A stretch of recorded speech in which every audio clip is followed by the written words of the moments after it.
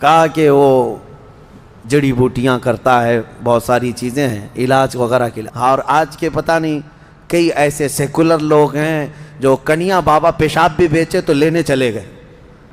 تب یہ سورہ نازل ہوئی جس میں اللہ تعالیٰ نے یہ ارشاد فرمایا لقد صدق اللہ رسولہ الرؤیا بالحق لتدخلن المسجد الحرام ان شاء اللہ آمنین محلقین رؤوسکم ومقصرین لا تخافون.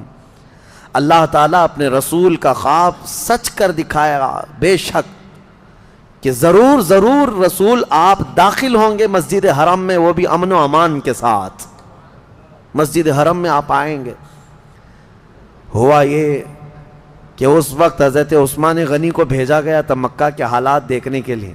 حضرت عثمان مکہ والوں میں معزز تھے، ان کی لوگ عزت کرتے تھے. حضرت عثمان غنی آئے، بات چیت کی غرض سے آئے تو وہاں جتنے کفار و مشرکین کے سردار تھے انہوں نے دیکھا اور کہا عثمان تم سے ہماری دشمنی نہیں ہے، دیکھو ہم محمد صلی اللہ علیہ وسلم اور ان کے ساتھیوں کو آنے نہیں دیں گے مکہ میں.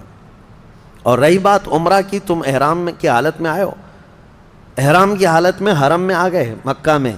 کہا تم چاہو تو اپنا طواف کر کے عمرہ مکمل کر لو اور جاؤ. حضرت عثمان غنی نے کہا قسم خدا کی یہ احرام آخری سانس تک بھی باقی رکھنا پڑے تو رکھوں گا، بغیر میرے مصطفیٰ کے عمرہ نہیں کروں گا. وہاں پہنچ کر کے بھی انہوں نے خانہ کعبہ کا طواف نہیں کیا، خانہ کعبہ کا طواف نہیں کیا، عمرہ نہیں کیا، ویسے ہی چلے آئے.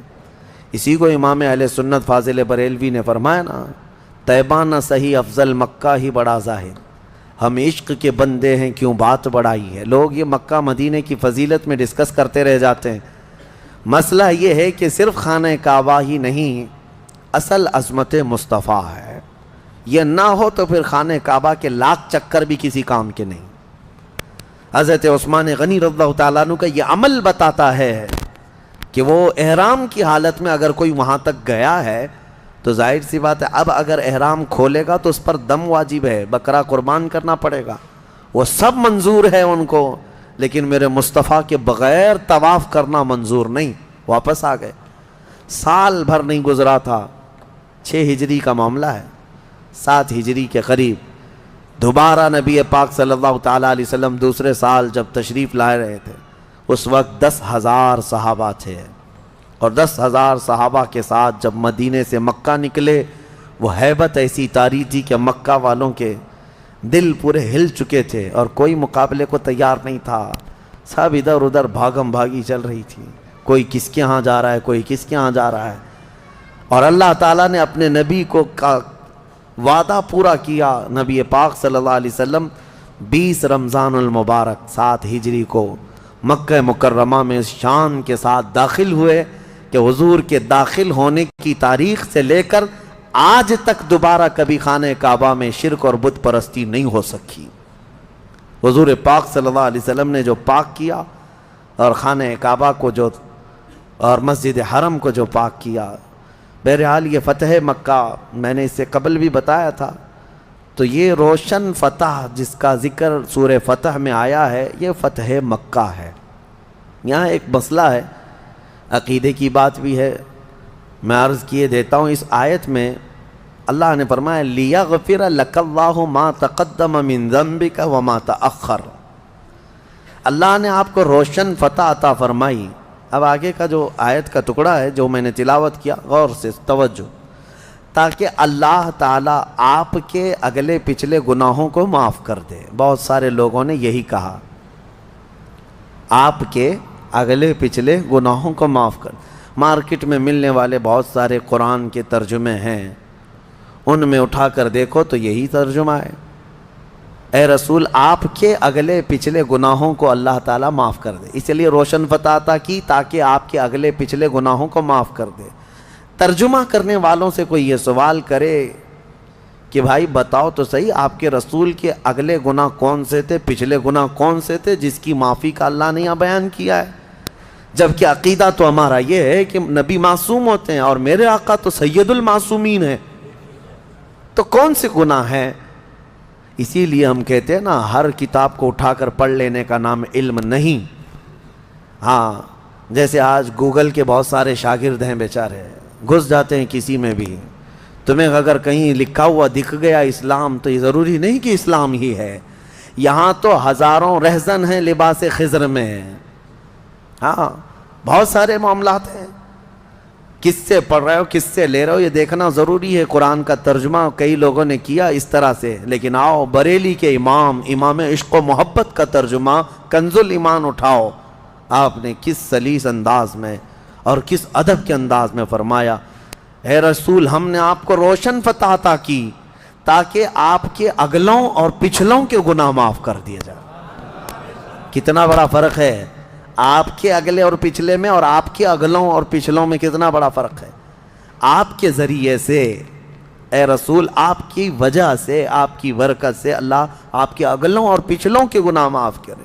اس میں عقیدہ بھی سلامت ہے, عصمت کا اور بارگاہ رسالت کا ادب بھی محفوظ ہے. یہ ہے, اسی لیے ہم کہتے ہیں کہ جو لوگ ٹھوکر کھائے وہ ایسے ہی لوگ ہیں جو بے عشق رسول پڑھتے رہے یا بے عشق رسول قرآن کا ترجمہ کرتے رہے. میں نے بہت قبل آپ کو تفسیر میں بتایا تھا, اللہ نے فرمایا قد جاءکم من اللہ نور و کتاب مبین, تحقیق کہ تمہارے پاس اللہ کی طرف سے ایک نور آیا اور ایک روشن کتاب. نور سے مراد رسول اللہ کی ذات اور روشن کتاب سے مراد قرآن عظیم. لیکن اس آیت میں پہلے کس چیز کا ذکر آیا ہے؟ قد جاءکم من اللہ نور, نور کا ذکر ہے. نور ویسے نارمل چیز بھی یہی ہے کہ کسی بھی کتاب کو پڑھنے کے لیے لائٹ پہلے چالو کرنا پڑتا ہے. اجالا ہو تو کتاب پڑھی جاتی ہے نا, نور پہلے ہو پھر کتاب مبین پڑھ سکتے ہیں. اسی لیے اس آیت کی ترتیب بھی دیکھیں, نور پہلے ہے, مطلب یہ ہے کہ تم پہلے اپنے قلب کو نور مصطفیٰ سے جگمگاؤ پھر قرآن پڑھو, تمہارے قدم ہدایت پر رہیں گے, تمہارے قدم ہدایت پر رہیں گے. عزیزان گرامی وقار, اسی سورہ فتح کی آخری آیت ہے جس میں اللہ نے فرمایا محمد الرسول اللہ والذین معہ اشداء علی الکفار رحماء بینہم تراہم رکعا سجدا یبتغون فضلا من اللہ ورضوانا. اللہ فرماتا ہے محمد اللہ کے رسول ہیں اور ان کے ساتھ جو ہیں, اب ان کے ساتھ کون ہیں؟ صحابہ. سمپل سی بات ہے, ہر کوئی جانتا ہے. ان کے ساتھ جو ہیں اللہ فرماتا ہے ان کی صفات کیا ہیں, سنو ابھی. اللہ فرماتا ہے اشداء علی الکفار, کافروں پر سخت ہیں, رحماء بینہم, آپس میں نرم دل ہیں, آپس میں نرم دل ہیں. تراہم رکعا سجدا یبتغون فضلا من اللہ ورضوانا, تم ان کو دیکھو گے رکوع اور سجدے کے عالم میں ہوں گے اور اللہ کا فضل ڈھونڈ رہے ہوں گے. یہ صحابہ کی صفت ہے. سیماہم فی وجوہہم من اثر السجود, ان کے چہروں پر تو سجدوں کے نشان آ چکے ہوں گے. اس کا مطلب وہ نہیں جو کالا نشان ہے شامی کباب. بہت سارے لوگ اس آیت سے یہی سمجھتے ہیں سیماہم فی وجوہہم, وجوہہم ہے ایک, یہ عربی میں وجہ جو ہے پورے چہرے کو کہتے ہیں اور پیشانی کو